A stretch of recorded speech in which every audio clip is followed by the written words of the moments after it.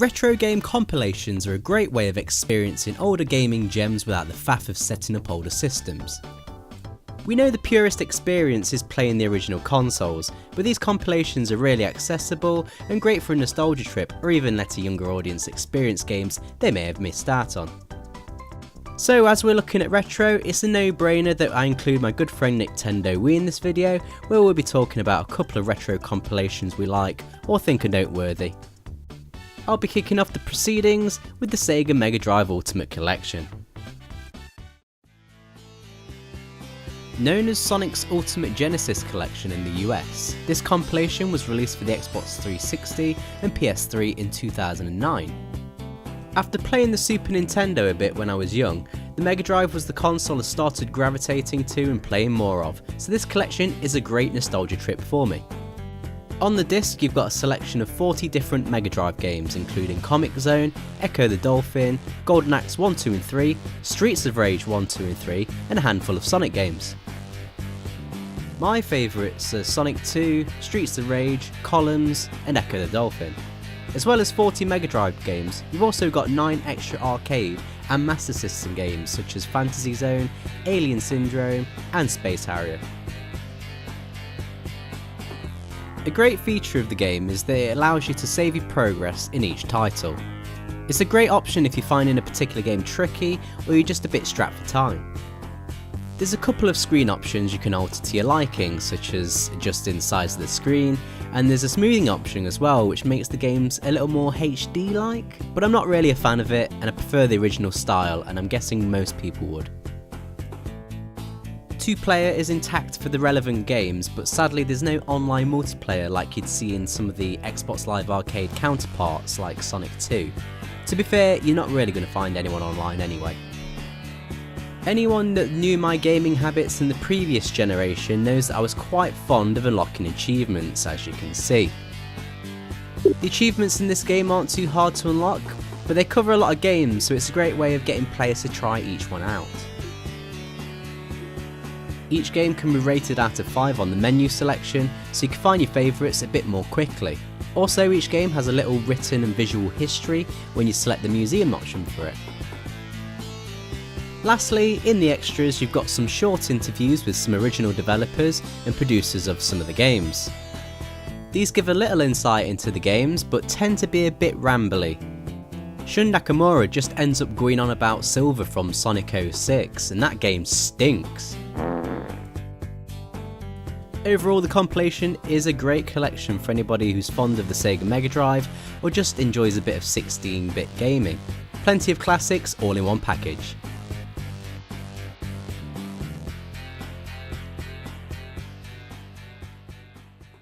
Hello, NicktendoWii here. Today I'm joining the Beard Gaming to discuss some of our favourite retro game compilations. The first one I've decided to talk about here is Super Mario All-Stars for the SNES. It was released in 1993, and this compilation includes all of Mario's amazing NES outings, all remade with bright and colourful 16-bit SNES graphics. As well as the 3 NES classics that we got over here, it also includes the previously Japan-only title, The Lost Levels. This was originally released in Japan as Super Mario Bros. 2, a direct sequel to the original, and it was released on the Famicom Disk System. It was considered too hard at the time of its release though, so instead of bringing that game out over here, Nintendo of America thought it'd be a great idea to reskin an existing game, something that had absolutely nothing to do with Mario. That game was called Doki Doki Panic, and they reskinned it to include Mario characters, and that became the Super Mario Bros. 2 that we all know and love today. In Japan, that game was later re-released as Super Mario USA. Each game in the collection holds up extremely well.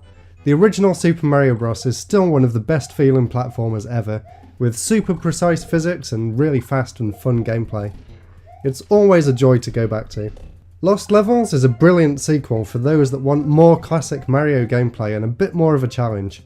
Super Mario Bros. 2, the USA version, introduced loads of new mechanics to the series, including the ability to play as one of any of the Mario cast, from Luigi and his high jump to Toad and his fast movement.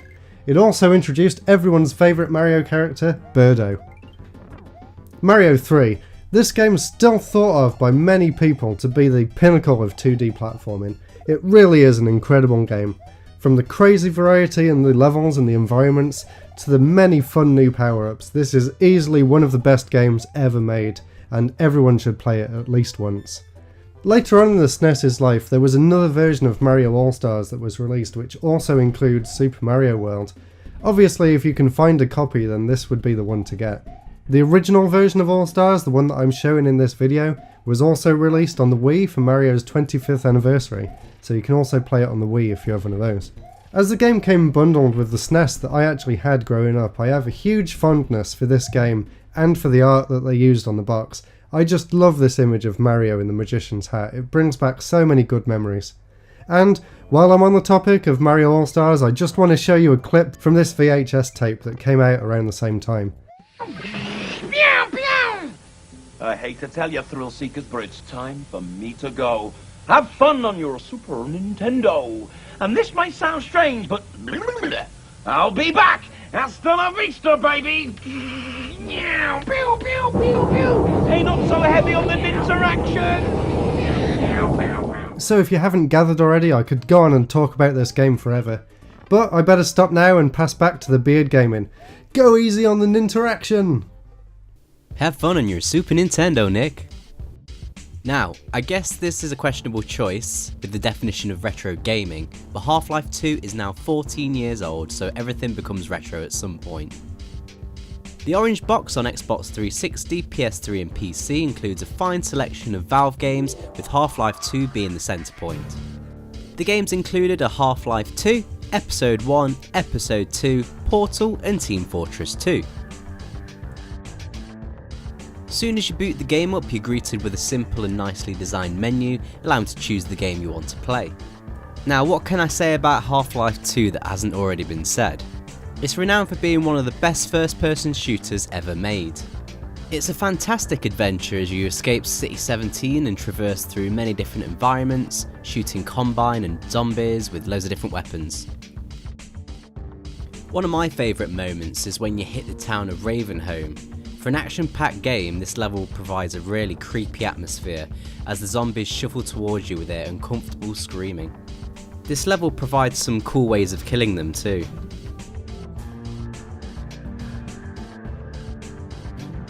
The developers were very proud of the source engine the game runs in, and to showcase the physics, the game includes a few physics-based puzzles. Much like this one where you put bricks on a seesaw thing to get up to a higher level. Yeah, it doesn't sound very exciting, but it was cool at the time. Now I think what really steals the show in this game is the gravity gun. After using this, you're not going to want to use anything else. After acquiring it, the gun allows you to pick up objects and hurtle them away from you. You'll find loads of uses for this gun, such as picking up enemy throwing grenades and throwing them back at them. You can hurtle explodable barrels towards enemies, and you have the ability to pick up objects and supplies that may have been slightly out of reach. So much fun can be had with this weapon, and wait till you see what happens with it nearer to the end of the game. With the unlikelihood of ever seeing another official Half-Life game, owning this disc is a good way to have them all together in one place. As well as Half-Life and its awesome sequels, the collection includes Portal, a puzzle game in which you create portals to help you progress through the game. Again, I'm sure most people watching this have played the game and knows what it's all about. If you haven't, do, because it's bloody brilliant. Rounding off the package, you have Team Fortress 2, a first-person shooter where two teams fight it out in a number of different scenarios on different maps. A fantastic game if you like fun online shooters, but you're best off playing it on PC, what with its bigger online community and support. So other than the games itself, what extras does the orange box offer? Well, you've got the usual achievements if they're your sort of thing. This is the first 360 title to include 99 achievements, with 50 being the usual limit. There's also development commentary on all the games besides Half-Life 2. If you select the commentary mode, you find these speech bubbles dotted around the game. Select one and a developer will talk about a particular design choice relevant to the environment that you're in at the time. It's a cool way of getting a better insight into the design and development. The orange box is a fantastic package of games from Valve. Half-Life 2 and Portal especially are timeless classics that will be talked about for years to come. This is a great way to have the physical version of them. Now, back to you, Nick.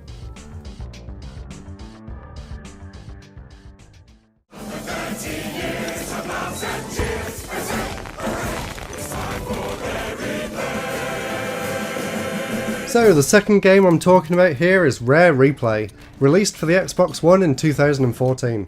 This is a celebration of 30 years of Rare, one of my all-time favourite companies. This collection includes a wide variety of games throughout their entire history, all the way back to the ZX Spectrum, all the way up to the Xbox 360. Unfortunately, a lot of my favourite games are missing due to licensing issues with Nintendo. The collection's still really strong though. There's not enough time to go through all the games, but I'll definitely just go through and mention some of my favourites. Let's start right at the beginning with Jetpack, the first game on the list, and it's my personal favourite of all the Spectrum games. It's really simple. The idea is just to build your spaceship and deliver the fuel while killing and avoiding the enemies. I'm not too keen on the other Spectrum games. I feel they tried to make the games a bit too much for what the computer could handle at the time, and they kind of suffer from some unresponsive controls and bad slowdown at times. After this section, there's a few NES and arcade titles. One of my favourites from this era is Cobra Triangle. I thought it was just going to be a simple racing game like RC Pro-Am, but on water. I was actually really surprised to find that each level has its own mission. It really does help break up the game and make it a lot more of an interesting experience. Next up, another game from the NES era. This is Digger T-Rock, the other game that I really enjoyed from this section. It plays a lot like Boulder Dash, or a more recent example would be something like SteamWorld Dig. The twist is that you have to find a secret pillar to stand on, which then opens the exit to the cave, and then you only have 60 seconds to find your way back out. It's a really unique game and it has some great controls and very smooth gameplay. Unfortunately, the entire SNES history seems to be absent from the game. Even the Battletoads games are the NES and arcade editions, and the Killer Instinct game is also the arcade version. It's great to be able to play the arcade version of Battletoads though, it's a completely unique game. The N64 however gets a lot more love, which is great to see. Obviously there's no Diddy Kong Racing, but what we did get treated to is both the Banjo-Kazooie games, Blast Corps, Perfect Dark, and the N64 version of Conker's Bad Fur Day. All these games are great and really do show Rare at their absolute best. Strangely, after Blast Corps, the other N64 games take you out of Rare Replay and boot up the Xbox One in Xbox 360 mode, which kind of removed any sort of cohesion of the whole collection. Then, after the N64, the buyout era, where Rare joined Microsoft. Unlike some people, I don't really think Rare lost their way once they left Nintendo. I actually do really enjoy most of their Xbox and 360 games.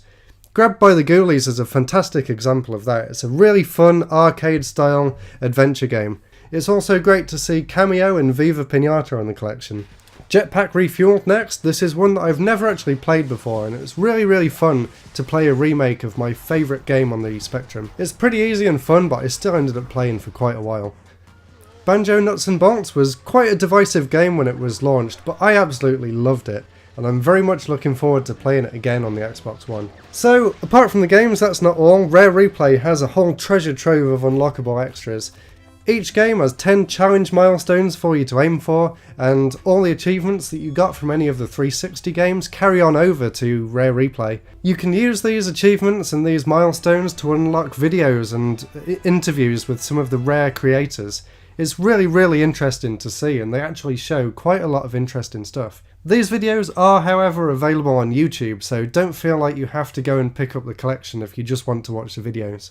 I do have to say though, if you have an Xbox One, then this is definitely a fantastic game compilation to own, and it really does show why Rare is such a good company. Thank you very much for watching, and I'll pass you back to the Beard Gaming to wrap this video up. Thank you to Nick for helping me out with this video. Check out his channel through the link on the screen if you like your gaming on the more retro side of things. As always, thank you to you for watching the video, and keep tuned for more videos coming up soon.